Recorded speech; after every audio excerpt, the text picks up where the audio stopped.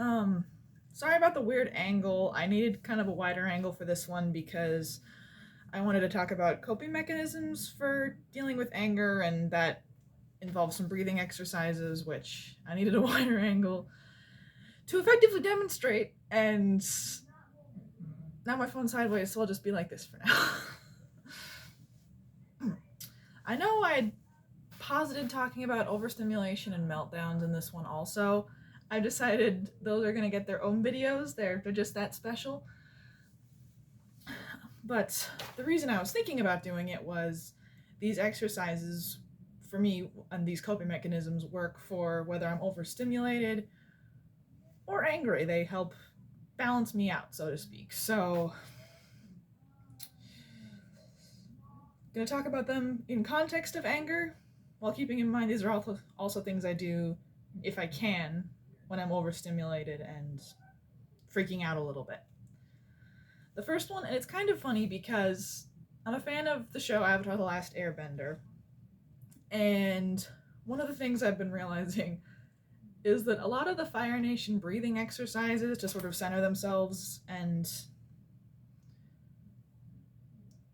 be better firebenders also works for me if I need to center myself and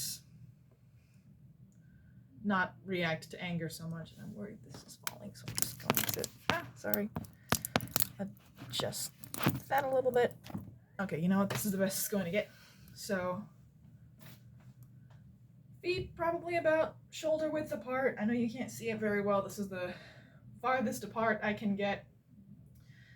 And what I do is I start like this. Then I flip my hands around so my palms are facing upward, down, so my arms are fully extended, up around, put my hands down at eye level, and push. So that's the arm motion. Then what I do is shoot.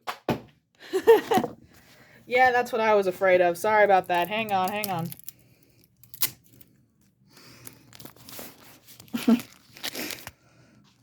Ah.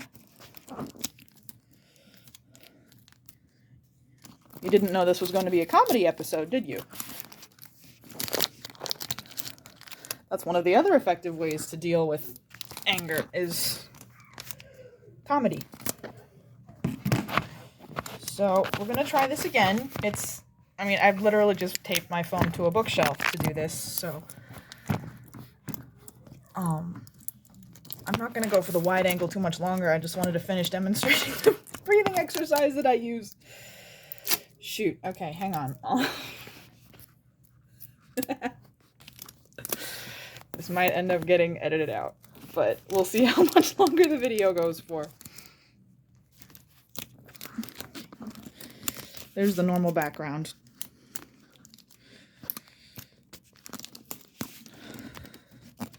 Okay.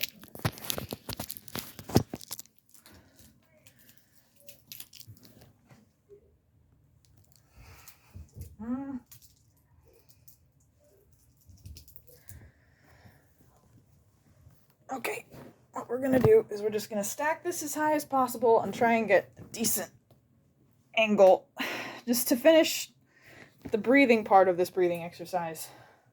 So yeah, I start out with my hands kind of like this, but lower down. And on the way up,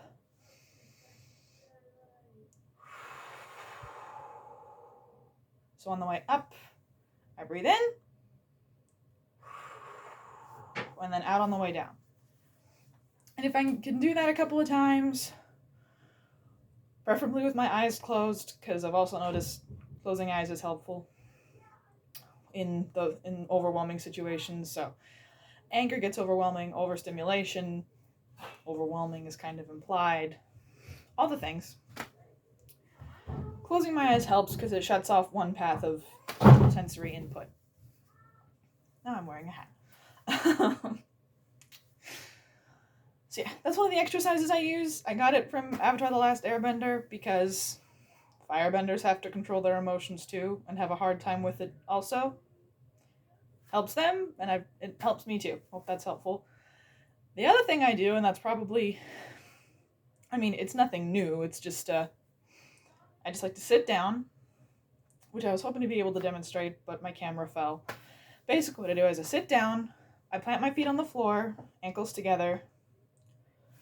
I kind of fold my hands in my lap, and just try to stay real grounded. And take several deep breaths, count to 10, whatever. I often end up counting to 100. It really depends on the situation. If I'm mad, count to 10 or 20. If I'm overwhelmed, I end up counting to 100. But you get the idea. Just sitting like that, grounded, as straight and tall as I can sit.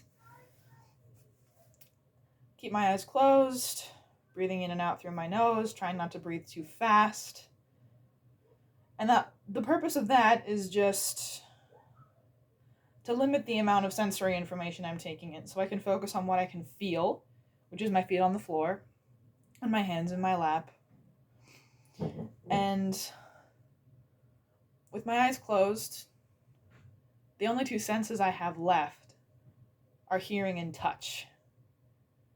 And those are very sensitive senses, but if it's just the two of them, I can filter things out better, and if I can focus in on one of them, the other one lessens. So one of the things that gets me really, really overstimulated is if I'm waiting for a concert or something to start. I don't go to that many concerts. Mostly it's my siblings' high school plays and concerts and stuff like that. But before the concert or play even starts, there's a lot of people in the auditorium and they're all talking and talking and talking. So I've learned doing this really helps because I don't want to be overstimulated before the play even begins. It's no fun. I'm there to watch my siblings on the stage, watch them do a great job, but I can't if I'm sort of like, before it even starts. So what I'll do during intermission, not before the play starts, is I'll do that breathing exercise. I'll sit down, try to ground myself, limit sensory input, and that helps. And that also helps for situations where I'm angry. Obviously, it can be hard to be in a position where I'm able to do that breathing exercise. Like if I'm angry at home, I'll come to my room, I'll close the door, I'll try a couple of the breathing exercises, and I'll also do something creative. So one of the things that really helps, and I mentioned them in other things too, is doing perler beads. Because when I'm doing that, it takes a lot of focus, a lot of concentration. I get tunnel vision. I fixate on the design. And if I'm fixating on the design, I can't fixate on what's making me angry. So it's a nice distraction, and it helps me so that I can get to the place where I can sort of process what's making me angry and then express that. Because if someone asks me what's wrong while I'm angry or upset, that just makes it worse. In the moment, I can't verbalize it. So that's one of the things these exercises help me to do, whether it's the breathing, like the standing breathing exercise, the sitting breathing exercise, where I try to ground myself a little better, or doing perler beads, it's a distraction that gets my focus somewhere else. I focus on breathing or doing something creative or where I'm standing. And then I can think a little more about what was making me angry. And then I can express it and no one gets hurt, which is a bonus. The other thing, I don't do this all the time, but knitting is another thing, and it's for a similar reason to perler beads, where it's a repetitive motion, it takes concentration, it's also really fun. I can sort of like to show you guys, hang on. I gotta stop covering up the camera, and that's bad. I actually just knitted myself this. It's a Ravenclaw scarf. I don't know if... This is my most recent knitting project. I don't always... Knitting's hard because I have to have something I'm working on. So like towards the holiday season, I do a lot of knitting because I like making people hats and scarves for Christmas and whatnot. I have a couple of friends and family with winter birthdays. I have to stop doing that. Normally I have the camera on the left side. So, I did it again. Okay. So yeah, craft projects, breathing exercises, those are all things I do when I'm angry, and full disclosure, it has to be a conscious decision. It's not like I'm angry, so I should do this. It's oh shoot, I'm feeling out of control, and I can tell that if I try to talk to anyone right now, I'm going to say something I don't mean. It's going to be even worse than it was before. And it can look like I'm just storming off. And sometimes I am just storming off, but the purpose of it is, if I say something right now, I know someone's going to get hurt, and I don't want that to happen. So I come away to a quiet spot, I breathe, maybe I'll read a little bit. I have these earbuds, they're not noise canceling earbuds, but they filter out a lot of noise. And that's another thing I can do, is just, if I have earbuds in, I feel like I have mental privacy. So I just put them in. They're backwards. There we go. I put them in, and I don't even always plug them into my phone. I should probably just get earplugs, but if I just have these in, I can't hear as much. So I can be a little more isolated for myself for a little bit. Get a chance to think, take a breather, whether I'm overstimulated or really angry or both, because that happens sometimes. I mean, anger can be a reaction to being overstimulated. It just helps to get, in some way, whether I'm closing my eyes and doing a breathing exercise or putting my earbuds in, it depends on where I'm at. Somehow limiting my sensory input is helpful if I need to just think and concentrate and avoid reacting. Because otherwise I'm just going to react, or it's like if I'm angry, I'm just going to react and say something that, later I'll be like, I'm so sorry, I didn't mean that. I was really mad. And, take your pick.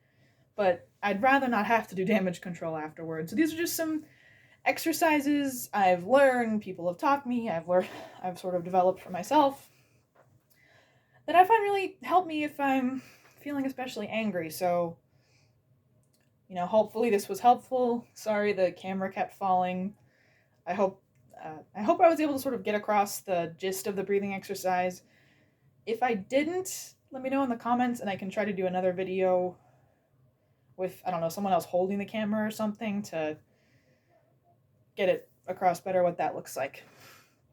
All right. That is it for now.